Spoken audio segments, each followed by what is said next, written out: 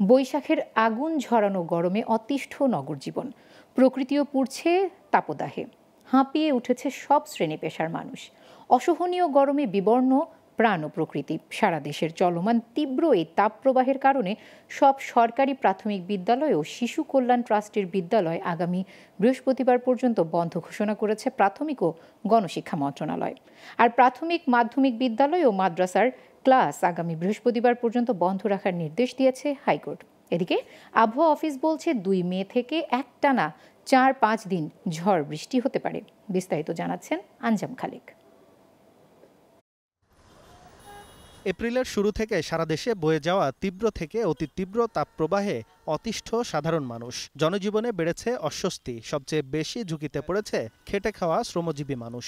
অনেক বেশি গরম, আগের থেকে অনেক প্রচুর গাড়ি পাওয়া নিয়ে জানা রাস্তার মধ্যে। আমার জন্মের পরে গরম পাইছি না। গরমে শরীরে তামান ঘামাসি ঘুমাসি বাইরে হয়ে গেছে, সব শরীর লাল হয়ে গেছে। গরমে অনেকে তৃষ্ণা মেরে আছে, এই জন্য বেশি বেচা কিনা হচ্ছে। অন্যান্য বছরের সে তুলনায় ডাবল এরকম গরম পড়বে মনে করেন জ্যৈষ্ঠ আষাঢ় মাসে, কিন্তু তা দেখা যায় ৩৬ বৈশাখ মাসে শুরু হয়ে গেছে। লেবুর রস আছে, তারপর একটু হালকা স্লাইড লেবু আছে, এই রস এই লবণ আছে, যার জন্য মোটামুটি খাইয়ে একটু শান্তি আছে।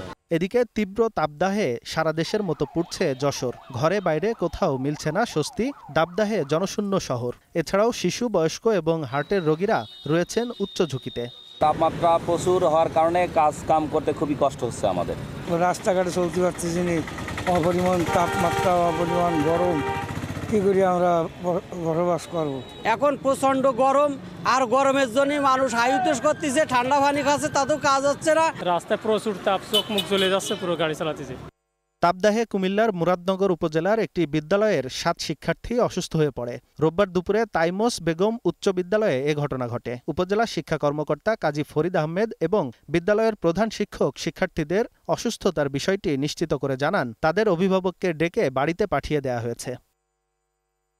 অন্যদিকে আগামী ২ মে থেকে টানা ৪-৫ দিন ঝড় বৃষ্টির সুখবর দিল আবহাওয়া অধিদপ্তর। বিদ্যমান তাপপ্রবাহ ১ মে ২০২৪ সাল পর্যন্ত অব্যাহত থাকবে। ২ তারিখের পর বৃষ্টিপাত বৃদ্ধি পাবে এবং এই বৃষ্টিপাতটা ৪ থেকে ৫ দিন বিচ্ছিন্নভাবে অব্যাহত থাকতে পারে।